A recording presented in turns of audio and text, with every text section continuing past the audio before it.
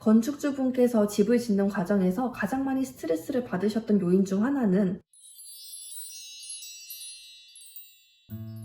안녕하세요. 에너지 포지셔닝 공간 감독입니다. 예비 건축주와 미팅을 하게 되면 빼놓지 않고 항상 하시는 말씀이 있는데 집을 지으면서 10년 늙는다는 이야기입니다. 처음 집을 지으시는 분들도 그 이야기를 하도 많이 들어서 시작하기도 전에 걱정부터 앞선다고 말씀하시더라고요. 또 이미 지어보셨던 분들은 겪어봤던 지난 경험들 때문에 더 걱정된다고 하시기도 하고요. 그만큼 건축을 하는 데에 있어서 스트레스도 많고 신경 쓸 것도 많다는 뜻이기도 합니다. 이런 이야기를 들을 때마다 공간 감독인 제 입장에서는 안타까운 마음도 들고 또 집짓기 공포증을 없애야 되겠다는 도전정신이 생기기도 합니다. 건축이라는 과정이 계획부터 입주 단계까지 짧게는 1년, 길게는 3, 4년까지 걸리기도 하는 장기 프로젝트인데요. 그만큼 긴 시간이 필요하기 때문에 쉽지만은 않은 여정이기는 합니다. 일반적으로 집을 짓는다는 건축을 경험하게 될 기회는 인생을 살면서 여러 번 찾아오지는 않습니다. 아파트라는 거주 형태가 보편화된 요즘 사회에서는 더더욱이 집을 짓는다는 건 먼 얘기처럼 들리기도 하고요. 그런 이유들 때문에 저는 집을 짓기로 결정을 하신 예비 건축주들을 정말 응원합니다. 집을 짓는다는 게 얼마나 어려운 고민 끝에 결정하셨는지 누구보다 잘 알고 있기 때문입니다. 그 과정에서 제가 참여할 수 있다는 건 저에게도 큰 의미로 다가옵니다. 단순히 공간 감독으로서만 참여하는 것이 아니라 건축주분들이 나중에 이 과정을 돌이켜 생각을 해봤을 때 너무 힘들었고 다시는 겪고 싶지 않은 과정이 아니라 행복하고 즐거웠던 경험으로 남았으면 좋겠다는 마음이 큽니다. 그렇다면 이 모든 예비 건축주들을 떨게 만드는 집을 지으면 10년 늙게 된다는 이 이야기는 어떻게 나온 것일까요?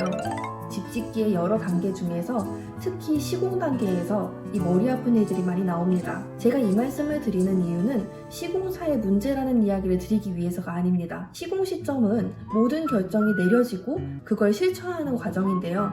이 실천하는 과정에서 여러 가지 변동과 변수가 생기기 때문에 이 머리 아픈 일들이 생겨나는 것입니다. 저는 건축의 가장 첫 단계인 토지 매입을 제외한 모든 단계에서 관여를 하는 감독 역할을 하고 있습니다. 이 모든 과정을 수월하게 진행하기 위해서 초반에 상담을 진행하는 단계에서 제가 요청드리는 것이 3가지가 있습니다. 첫 번째, 서둘러 지어야 한다는 생각은 조금 내려놓고 마음의 여유를 갖는 것입니다. 처음 저에게 찾아오시면 얼마나 빨리 지을 수 있나요? 이게 시간이 얼마나 걸리나요를 가장 중요하게 물어보시는 분들이 많으세요. 거의 대부분의 건축주분들은 빨리 지어지면 빨리 지어질수록 좋다라는 말씀을 하십니다. 한번 지어지면 10년 혹은 20년 그 이상도 그 자리에 서 있게 될 건물을 짓는 건데 빨리 지으면 빨리 지을수록 마음에 들기는 쉽지 않다는 말씀을 드립니다. 건축주분들께서 기간에 대해 고민을 하시는 이유는 너무 잘 알고 있습니다. 시간이 돈이기 때문이죠. 시간이 길어지면 길어질수록 공사의 기간도 늘어나게 된다는 거고 공사의 기간이 늘어나면 건축자재비가 올라가기도 하고 그만큼 인건비가 더 들어가게 되죠. 하지만 길게 보신다면 서둘러 공사를 진행하는 것보다는 계획 단계에서 단단하게 생각을 정리하는 게 더 중요합니다. 처음에 건축주분께서 무엇을 원하는지를 정확하게 알고 가지 않으면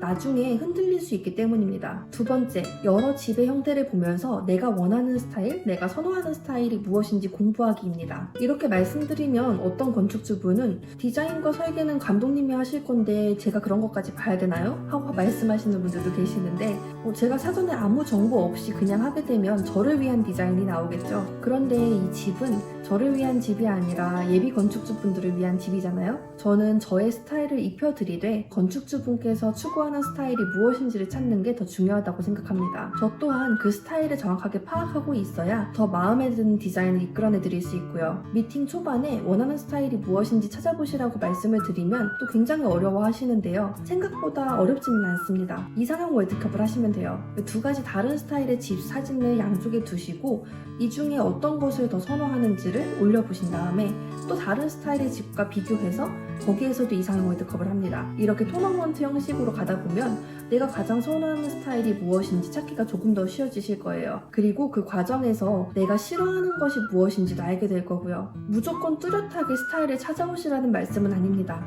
그래도 대략적으로 어떤 게 좋고 어떤 게 싫은지는 알아야 제가 그것을 피하던가 아니면 그쪽 방향성을 가지고 디자인을 해드릴 수 있습니다. 세 번째, 나의 생활 패턴 적어보기입니다. 이 생활 패턴이라는 게 별거 아닌 것처럼 보일 수 있지만 집에 동선을 짤 때 아주 중요한 역할을 합니다. 내가 아침에 침대에서 일어나서 가장 먼저 무엇을 하는지, 출근하기 전 시간까지 나는 어디에 있는지, 퇴근해서 집에 돌아와 어느 공간에서 가장 시간을 많이 보내는지 등이요. 어떤 분들은 거실보다는 주방에서 더 많은 시간을 보내시기도 하고요. 또 어떤 분들은 하루의 스트레스를 욕실에서 풀기 때문에 욕조가 꼭 필요하신 분들도 있습니다. 이런 것들을 잘 알고 있어야 정말 내 취향이 담긴 편안하고 마음에 드는 집을 만나실 수 있게 되는 거죠. 그리고 이 정확한 디자인은 설계를 하고 시공을 하는 과정에서 많은 변수를 줄여주게 되죠. 건축주분께서 집을 짓는 과정에서 가장 많이 스트레스를 받으셨던 요인 중 하나는 시공 과정에서 현장 소장님과의 소통 때문일 수 있는데요. 외장재는 어떤 걸로 하실 건가요?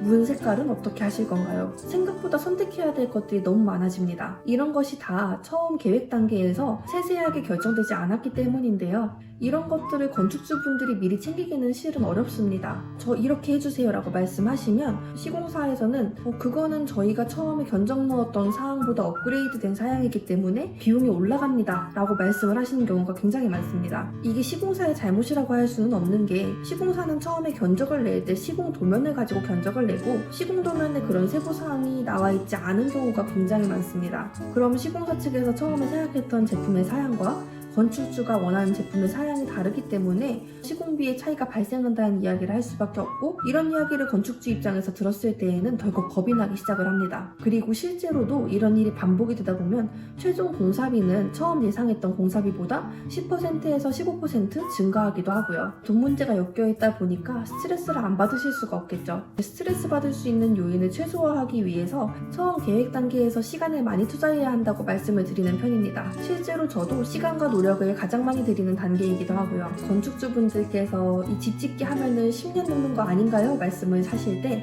안 늘지는 않습니다. 하지만 그 시간만큼만 늘게 해드릴게요 라고 말씀을 드립니다. 이 집을 짓는다는 게 처음 시작부터 마무리 단계까지 신경을 많이 써야 되는 과정들이 있기 때문에 스트레스를 전혀 안 받으셔도 된다라는 말씀을 드리지는 않습니다. 하지만 저는 그 과정이 힘들기만 한 게 아니라 즐겁고 행복했으면 좋겠어요.